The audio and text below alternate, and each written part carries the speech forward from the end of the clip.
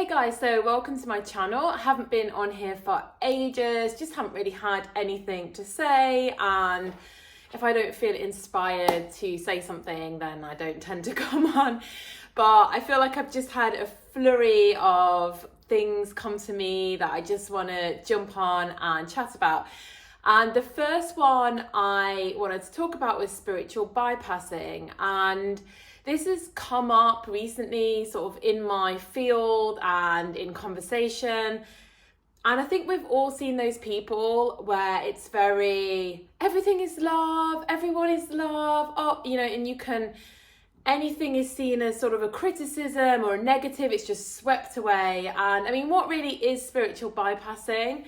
So in my opinion, spiritual bypassing is when you suppress emotions and don't acknowledge them. Now, don't get me wrong, I definitely think there's a lot of truth in these things. Obviously, at the center of everything, we are love. Obviously, it's a beautiful ideal to come back to a place of love and to be able to feel love, but you can't fake it. I mean, obviously there's the whole fake it till you make it manifesting, but you can't fake a feeling that you don't have. So in a sense, it's being inauthentic. And this is really what spiritual bypassing is. It's being inauthentic. So it's sort of pretending you're at a place of unconditional love that you're perhaps not at yet.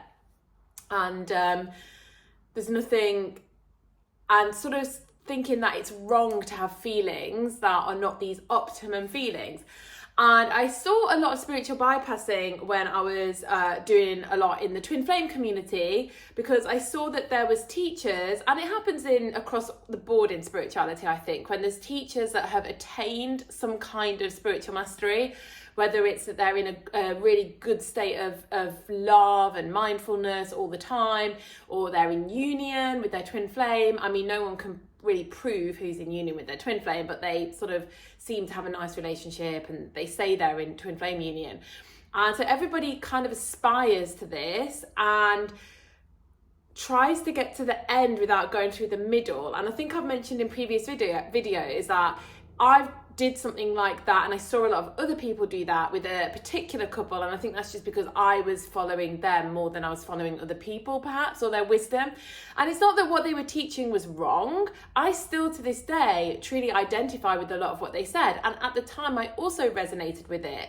But then I realized that it was very easy to take on their truth and make it mine, but I hadn't gone through the journey. I hadn't integrated all that stuff. And you can't talk yourself into a state of unconditional love. You just can't. You can't talk yourself into a state of something, because a state is a feeling, and it's something that we have to embody and feel. And you actually don't have to walk around and talk about love and light and being loving, and it's not really a sort of articulated thing, love, it's a felt thing. But even just with the spiritual path, I really notice it's very easy to cut a lot of corners because you've heard something, you've understood it, you've seen that it's worked for somebody else, so it's very easy to just apply those things. But what I started to notice was that I was skipping a lot of integration, because I was just saying, oh yeah, that makes sense, so I'll apply that too.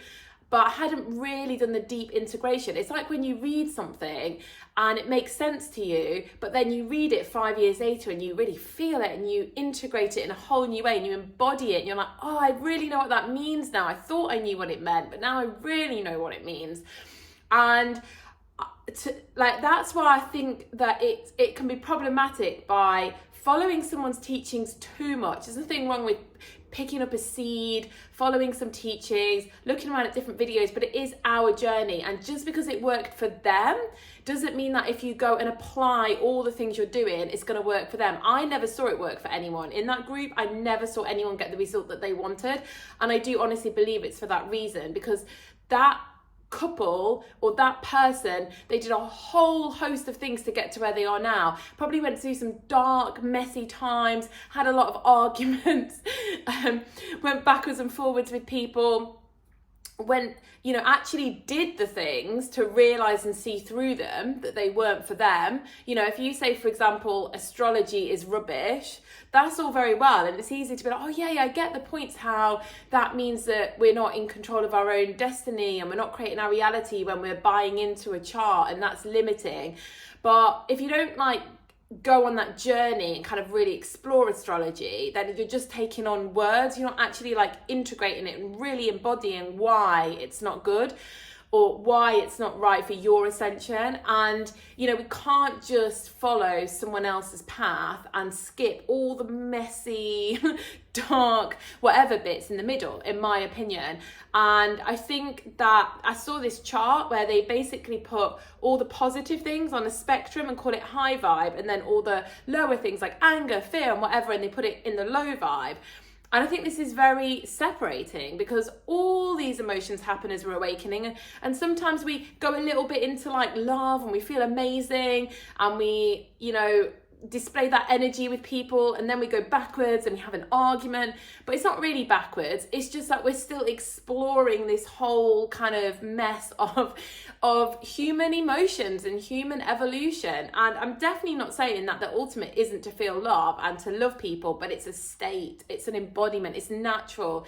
If we're going around saying, oh no, just love them, and oh, everything is love and light, but inside we've got a different thought going on, then it becomes inauthentic. And that is what I consider spiritual bypassing. And I do think we have to be careful not to spiritually bypass, not to inauthenticate our emotions that come up, our feelings that come up. You know, there's nothing wrong with having a group of people and you talk things through. And you really like get those emotions out. I'm not saying you act on them, and if you feel angry, you go hit somebody. Obviously, it's good to show some restraint, but it's good to like acknowledge that emotion, to process that emotion, not to pretend that you don't have it in the first place, because that just becomes inauthentic. And I don't believe we can evolve spiritually whilst being inauthentic. You know, there's a lot to be said for being truthful, for being honest, to be authentic, and to walk the path, you know, and not to try to jump. And it's easy to say, we all start and we want to jump a million steps and be like, well, they're there, so if I do everything they're doing, then I'll be there too. But from my experience of a long time on this path, it doesn't work like that. You can do absolutely everything they're doing, speak exactly like them, but if you've not gone on your own journey and integrated your own stuff, you're not going to get that same thing, because it's not really authentic. You've just tried to mirror somebody to get something. You've not integrated and embodied those emotions that have come up along the way. So that's one of my videos that I'm gonna record, because I feel like there's a few topics that are just burning inside of me from conversations over the last few days. But I hope everyone is good, and I will speak soon. Bye bye.